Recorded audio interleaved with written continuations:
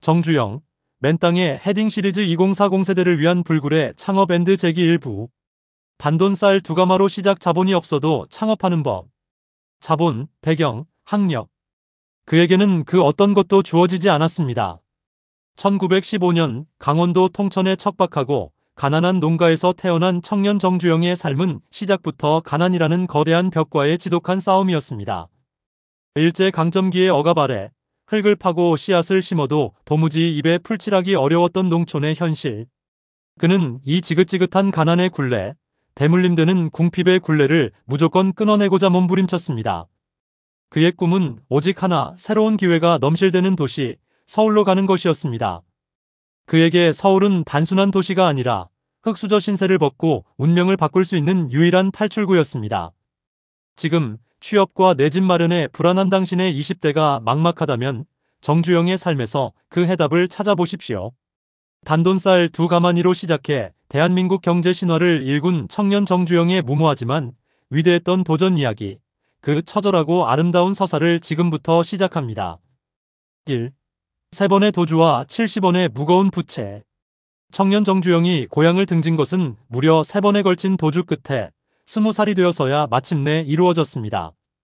그의 첫 번째 도주는 16살, 두 번째 도주는 17살이었습니다. 두 번 모두 붙잡혀 고향으로 끌려왔습니다.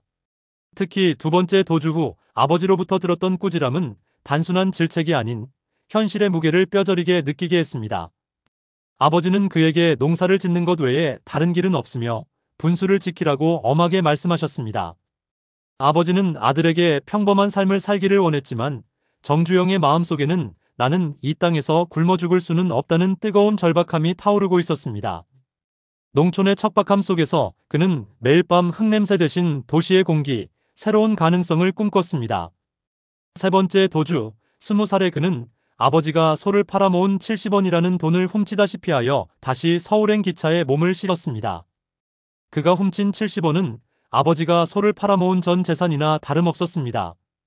고향을 등지는 순간 그의 심장은 두려움과 함께 도덕적 죄책감으로 미친 듯이 뛰었습니다.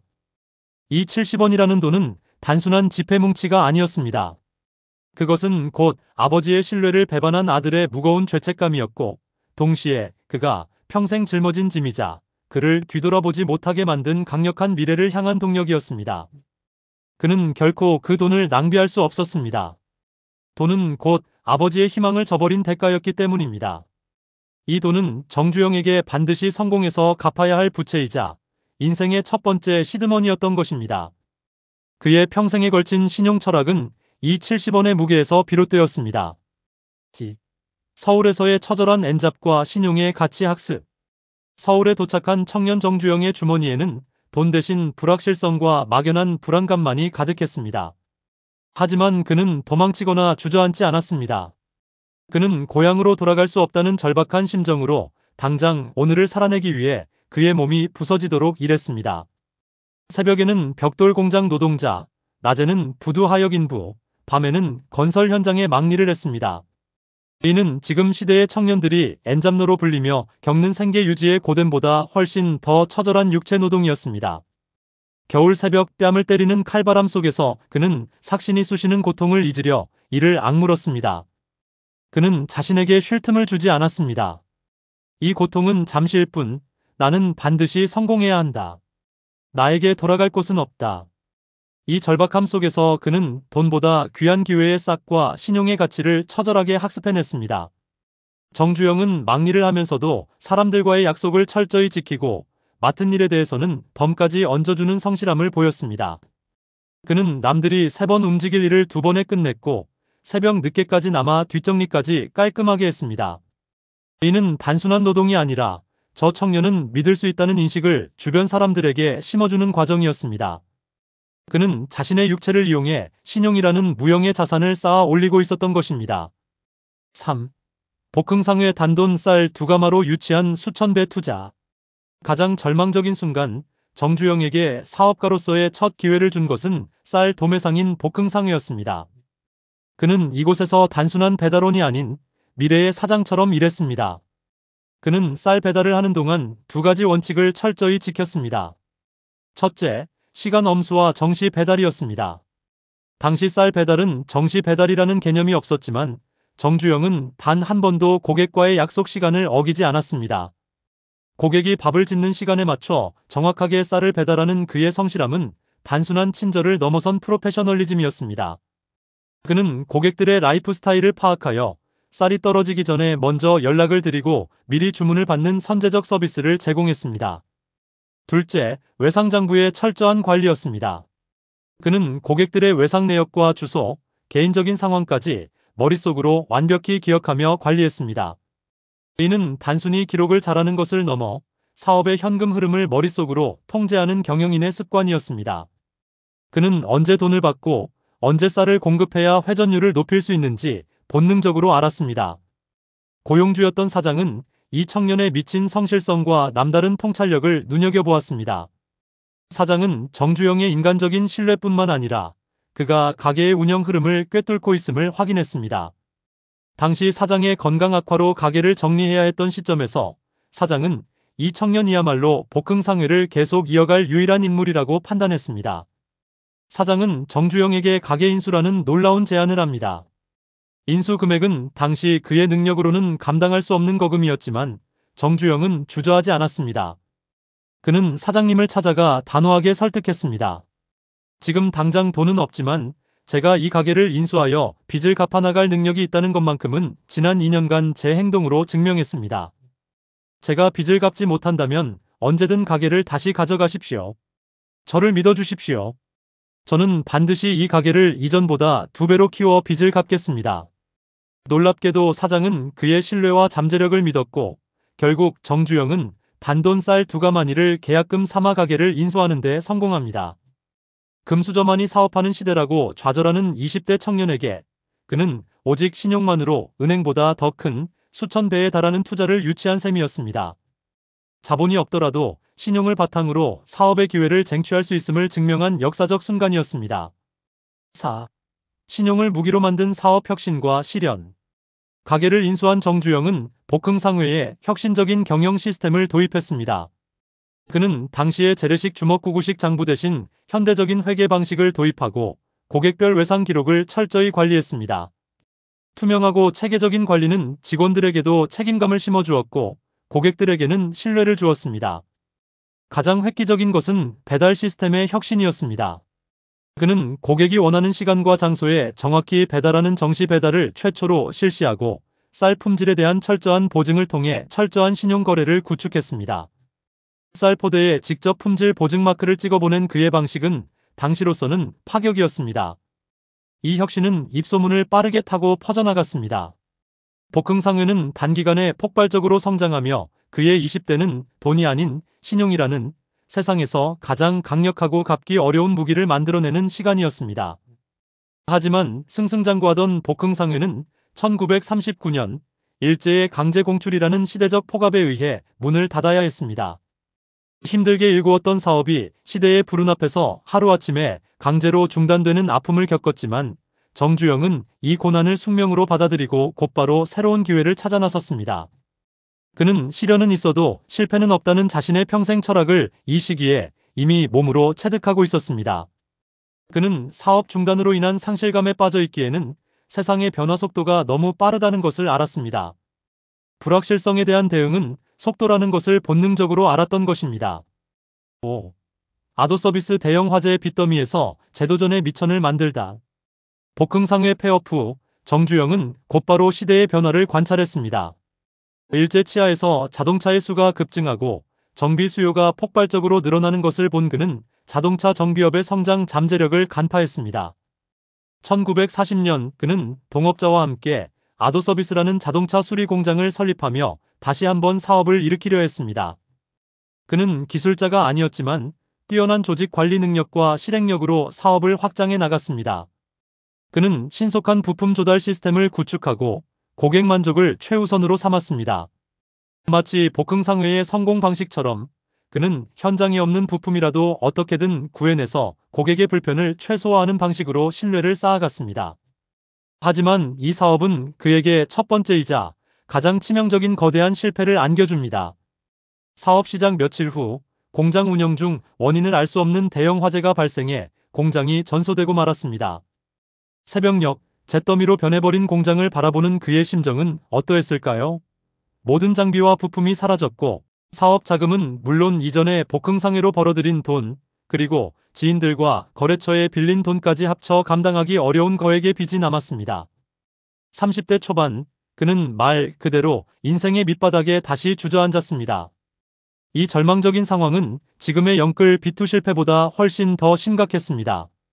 빚쟁이들이 매일같이 찾아와 채무 이행을 독촉하는 절망적인 상황이 이어졌고 누구라도 삶을 포기하거나 도망칠 만한 순간이었습니다. 이때 정주영의 비범함, 즉 불굴의 의지가 다시 한번 드러납니다. 그는 도망치거나 숨지 않았습니다. 오히려 빚쟁이들을 한자리에 모았습니다. 잿더미가 된 공장 앞에서 그는 절망 대신 그들을 향해 외쳤습니다. 자, 이제 불난 것은 끝났다. 오늘부터 새로 시작이다. 여러분께 빚진 이 돈, 제가 반드시 갚겠습니다. 저를 믿고 한 달만 시간을 주십시오. 한 달 안에 제가 이 빚을 갚을 수 있는 확실한 계획을 보여드리겠습니다. 이 외침은 단순한 허세나 도피가 아니었습니다. 그는 이들을 설득하여 빚을 갚기 위한 새로운 계획과 비전을 제시했습니다. 이전 복흥상회 시절의 신용을 바탕으로 그는 빚을 갚는 조건으로 현대자동차 공업사를 열 수 있도록 채권자들에게 시간을 얻어냈습니다. 채권자들은 그가 절망적인 상황에서도 도망치지 않고 정면 돌파하려는 결연한 눈빛과 과거 복흥상회에서의 압도적인 실행력에 대한 신뢰를 기억하고 있었습니다. 그들은 정주영이 가진 가장 큰 자산인 신용에 다시 한번 투자한 것입니다. 정주영은 절망 대신 그 빚을 제도전에 미천 삼아 새로운 정비 공장을 열고 빚을 갚기 위해 이전보다 몇 배 더 많은 시간을 일했습니다. 사업에 실패했을 때 다시 일어설 힘을 어디서 얻을 수 있을까요? 정주영은 실패를 끝이 아니라 새로운 시작으로 정의하며 더 큰 목표를 설정했습니다. 그는 빚을 갚는다는 절박함이 오히려 그를 더 뛰게 만드는 강력한 동기가 되었음을 알았습니다. 이처럼 실패를 자산 삼아 재도전하고 빚이라는 위기를 사업 확장이라는 기회로 역이용하는 그의 회복 탄력 성리질리언스이야말로 파산을 두려워하는 2040 세대 청년들에게 가장 필요한 삶의 교훈일 것입니다. 6. 건설업으로의 대전환 미래 시장을 읽는 통찰력. 자동차 정비업으로 빚을 갚아나가며 기반을 다지던 1940년대 후반, 정주영은 또다시 시장의 거대한 흐름을 읽어내는 통찰력을 발휘합니다. 한국전쟁 이후 전후 복구 사업이 시작되면서 건설이야말로 국가 재건의 핵심 산업이자 미래 성장 동력임을 간파한 것이죠. 그는 비록 안정 궤도에 오른 자동차 수리업에 안주하지 않고 과감히 현대토건현대건설의 전신을 설립하며 인생의 결정적인 전환점을 맞이합니다. 그는 시장이 필요로 하는 곳으로, 자신의 강점을 극대화할 수 있는 곳으로 스스로 이동했습니다. 그는 평생 안전한 우물 안에 머무르는 법이 없었습니다. 현대토건의 초기 공사는 주로 주한 미군 부대와 관련된 발주 공사였습니다. 미군들은 정확한 납기일과 엄격한 규격 이행을 요구했지만 당시 국내 건설사들은 관행적으로 이를 소홀히 여겼습니다. 정주영은 이 틈을 놓치지 않았습니다. 그는 단 한 번의 약속도 어기지 않는 철저한 신용과 과감한 실행력으로 미군들의 절대적인 신뢰를 얻었고 이는 곧 현대토건이 안정적으로 성장할 수 있는 기반이 되었습니다. 가장 유명한 일화 중 하나는 미군 공사 중 발생한 자재 문제 해결 과정입니다. 공사 현장에 자재인 골재모래나 자갈가 부족해지자 정주영은 단순한 관습에 얽매이지 않고 창의적인 방법을 동원했습니다. 그는 인근 바닷가 모래를 사용하자는 아이디어를 냈습니다. 미군 담당자는 규정대로라면 강에서 채취한 흙을 사용해야 한다며 이를 거부했습니다. 그때 정주영은 미군 담당자를 설득했습니다. 당신들의 규정은 강에서 채취한 모래를 사용해야 한다고 합니다. 하지만 제가 과학적으로 증명하겠습니다. 바닷가 모래는 염분만 제거하면 강도가 더 높습니다. 만약 이 바닷가 모래로 건물을 지어 무너진다면 그 책임은 제가 전부 지겠습니다. 그는 미군 담당자를 설득하여 바닷가 모래가 염분을 제거하면 품질에 아무 문제가 없으며 오히려 강도가 높다는 것을 과학적인 실험을 통해 증명해냈습니다. 정주영은 이 도전을 통해 미군들에게 현대토건은 규정에 얽매이지 않고 해결책을 찾는 곳이라는 깊은 인상을 심어주었습니다. 이처럼 고정관념을 타파하는 그의 능력과 근거를 제시하는 논리는 미군에게 깊은 신뢰를 남겼고 이후 현대토건은 미군 발주 공사를 거의 독점하다시피 하며 빠르게 성장할 수 있었습니다. 왜 그는 안정된 정비업을 버리고 리스크가 큰 건설업으로 눈을 돌렸을까요? 그는 단순히 눈앞의 이익이 아닌 앞으로 무엇이 필요한가라는 거시적인 미래 시장을 읽었기 때문입니다. 건설업은 그의 특기인 과감한 실행력, 대규모 조직 관리, 난관 돌파 능력을 극대화할 수 있는 시장이었습니다. 직장 이직이나 업종 전환을 고민하는 청년들에게 던지는 메시지는 명확합니다. 현재의 안전지대에 안주하지 않고 자신의 강점을 극대화할 수 있는 성장 잠재력이 큰 미래 시장으로 끊임없이 이동해야 한다는 교훈을 담고 있습니다. 이 결정적인 전환이야말로 정주영을 단순한 사업가가 아닌 미래를 설계하는 기업가로 만든 핵심 동력이었습니다. 7. 2040 세대를 위한 일부의 핵심 교훈. 20대 초반 단돈 쌀 두 가마니로 시작했던 청년 정주영은 30대 중반 자동차 공장 화재라는 치명적인 실패를 겪었고 빚더미에 앉았습니다. 그러나 그의 삶은 결코 여기서 멈추지 않았습니다. 그는 실패를 통해 실패란 다시 일어나지 않겠다고 선언하는 것이라는 자신만의 철학을 확립했습니다. 그 외침 속에는 포기하지 않는 강철 같은 정신이 담겨 있었고 그 정신이야말로 오늘의 현대그룹을 만든 가장 강력한 원동력이었습니다. 정주영의 일부 인생이 2040 세대 청년들에게 전하는 핵심 교훈은 세 가지입니다. 첫째, 자본보다 신뢰입니다.